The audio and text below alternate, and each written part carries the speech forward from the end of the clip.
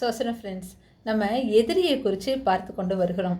நம்ம வெளியே இருக்கிற எதிரியில் நமக்குள்ளே இருக்கிற அந்த எதிரியை நம்ம அறிந்து கொண்டு ஜெயம் எடுக்கணும் அப்படிங்கிறதுக்காக தான் இந்த பகுதியை நம்ம தியானிக்கிறோம்.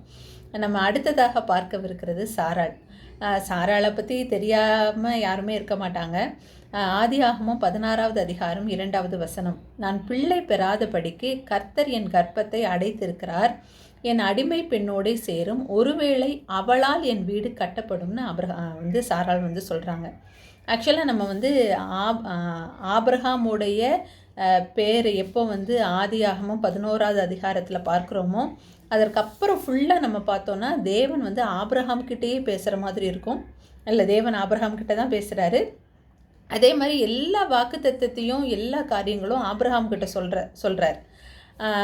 சாராளுக்குன்னு எதையுமே டைரெக்டாக பேசின மாதிரியோ சொல்கிற மாதிரியோ இருக்கவே செய்யாது.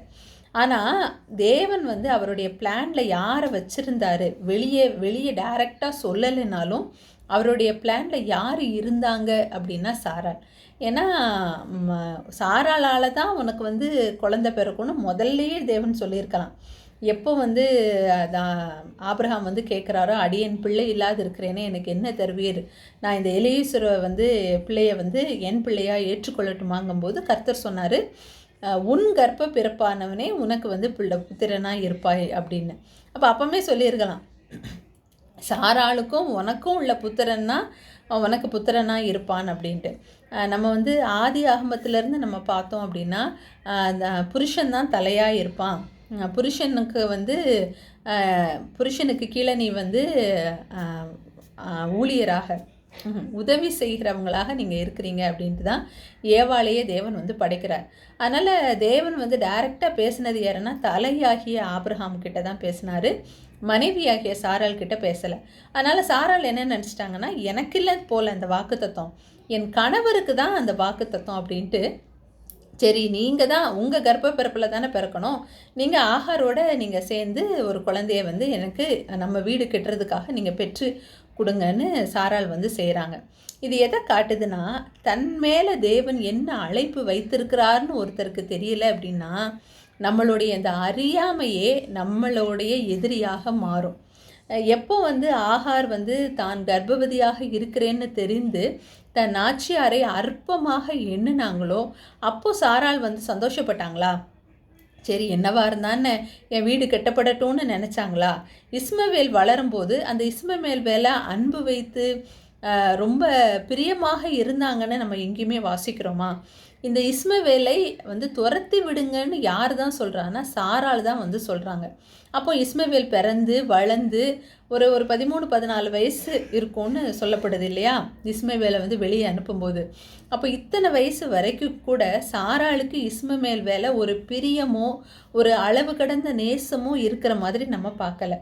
யாரால் தன் வீடு கட்டப்படணும்னு சாராள் விரும்பினாங்களோ, கெட்டப்படுறதுக்கான சூழ்நிலை அமையும் போது சாராள் அதை விரும்பலை. ஏன்னா சாராளுக்கு அது மன நோவாகவே இருந்தது.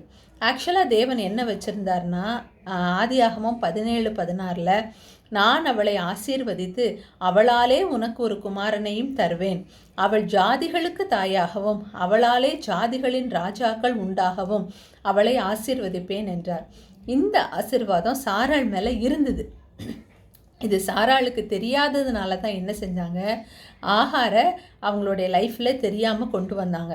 ஒருத்தங்க அழைப்பை அறியாமல், அதாவது அறியாமை என்ற அவங்களுடைய லைஃப்பில் அந்த எதிரியான அந்த காரியம் ஹிஸ்ட்ரியவே மாற்றுது பாருங்கள். இஸ்மவேலுன்னு ஒரு சந்ததியே பைபிளில் வர்றதுக்கான காரணமாக சாராள் அமைஞ்சிடுறாங்க. நம்ம கையில் வேதம் இருக்குல்ல, நமக்கு கர்த்தர் பலன் கொடுத்துருக்கார்ல, தினமும் நம்ம எவ்வளவோ காரியங்கள் நம்ம செய்கிறோம்ல, நம்ம தொடர்ந்து ஜெபிக்கிறோமா, தொடர்ந்து வேதம் வாசிக்கிறோமா, தொடர்ந்து முழங்கால கர்த்தருக்காக முடக்கிறோமா? அப்போது இந்த காரியங்களை செய்யணும்னு தெரிஞ்சிருந்தும் அதை செய்ய தவறுவது, இதில் என்ன இருக்குது அப்படின்ட்டு அதோடைய மகத்துவத்தை அறியாமல் அதனால் ஒருத்தங்க லைஃப்பில் இழந்து போகிறது, இல்லை அதனால் அவங்க லைஃப்பில் ஏற்படுகிற ஒரு பெரிய குழப்பங்கள் ரொம்ப தலைமுறைகளாக அவங்க லைஃப்பையே மாற்றுதுங்கிறதுக்கு சாராள் ஒரு எக்ஸாம்பிள். நம்ம பார்த்திங்கன்னா ஒவ்வொருவருக்கும் கர்த்தர் ஒரு அழைப்பை வைத்திருக்கிறார். மார்க் 5:18 பார்த்தீங்கன்னா, அப்படியே அவர் படவில் ஏறுகிற போது பிசாசு பிடித்திருந்தவன் அவரோடே கூட இருக்கும்படி தனக்கு உத்தரவு கொடுக்க அவரை வேண்டிக் கொண்டான். அப்போ பிசாசு பிடிச்சிருந்த ஒருவனை வந்து கர்த்தர் வந்து விடுவிக்கும் போது அவன் சொல்கிறான், நானும் உங்கள் கூடயே வாரேன் அப்படின்னு சொல்கிறான். ஆக்சுவலாக எத்தனையோ பேர் கர்த்தர்கிட்ட நன்மை பெற்று அவருக்கு நன்றி கூட செலுத்தாமல் இருக்கும்போது இவன் வந்து தன்னையே அவனையே சரண்டர் பண்ணுறான். நான் உங்கள் கூட வந்து உங்கள் கூட ஊழியத்தில் இருக்கேன்னு. அவனை மட்டும் கர்த்தர் ஏற்றுக்கொண்டிருந்தார் அப்படின்னா அவன் வந்து ஒரு அப்போஸ்தலனாக உயர்த்தப்படுகிறதற்கு கூட வாய்ப்பு இருக்கு. ஏன்னா அவன் அவ்வளவு அடிபட்டவன், கர்த்தர் மேலே அவ்வளவு பிரியம் வச்சு அவரோட வாரேங்கிறான். ஆனால் இயேசு கிறிஸ்து சொன்னது என்ன அப்படின்னா, இயேசு அவனுக்கு உத்தரவு கொடாமல் நீ உன் இனத்தாரிடத்திற்கும் உன் வீட்டிற்கும் போய் கர்த்தர் உனக்கு இறங்கி உனக்கு செய்தவைகளை எல்லாம் அவர்களுக்கு அறிவின்னு சொல்கிறார். ஆபிரகாமுக்கு என்ன சொன்னார்? உன் இனத்தாரை விட்டு வா, உன் வீட்டை விட்டு வா, உன் தகப்பன் வீட்டை விட்டு வா அப்படின்னு சொல்கிறார். ஆனால் இவங்கிட்ட என்ன சொல்கிறாரு? உன் இனத்தார்கிட்ட போ, உன் வீட்டுக்கு போன்னு சொல்கிறார். அப்போது கர்த்தர் ஒவ்வொருவருக்கும் ஒவ்வொரு அழைப்பு வைத்திருக்கிறார். அப்போது இவனுடைய விருப்பத்தின்படி கர்த்தர் உத்தரவு கொடாமல் நீ போப்பான்னு சொல்கிறார். நம்ம எல்லாருக்குமே உலகத்திற்கு வெளிச்சமாக இருக்கணும் அப்படின்னு தான் ஆசை. ஆனால் கர்த்தர் வந்து இவங்கிட்ட என்ன சொல்கிறார்? நீ உலகத்துக்கு வெளிச்சமாக இருக்க வேண்டாம், உன் வீட்டுக்கு நீ வெளிச்சமாக இரு. நீ போய் உன் இனத்தார்கிட்ட போய் சொல்லு, உன் சொந்த பந்தம் உன்னை சுற்றி இருக்கிறவங்ககிட்ட சொல்லு, உன் வீட்டில் இருக்கிற ஒவ்வொருத்தையும் போய் சொல்லு அப்படின்னு சொல்கிறார். அதே மாதிரி அவன் என்ன செய்கிறான்? கீழ்ப்படிந்து என்ன செய்கிறான்? கர்த்தர் சொன்னபடியே அவன் போகிறான். 20வது வசனம், அந்தப்படி அவன் போய் இயேசு தனக்கு செய்தவைகளை எல்லாம் தெக்கப்போலி என்னும் நாட்டிலே பிரசந்தம் பண்ண தொடங்கினான். எல்லாரும் ஆச்சரியப்பட்டார்கள். அப்போ நிறைய பேருக்கு அவன் சுவிசேஷமாக அறிவித்து நிறைய சோல்ஸை வந்து அவன் வின் பண்ணான்.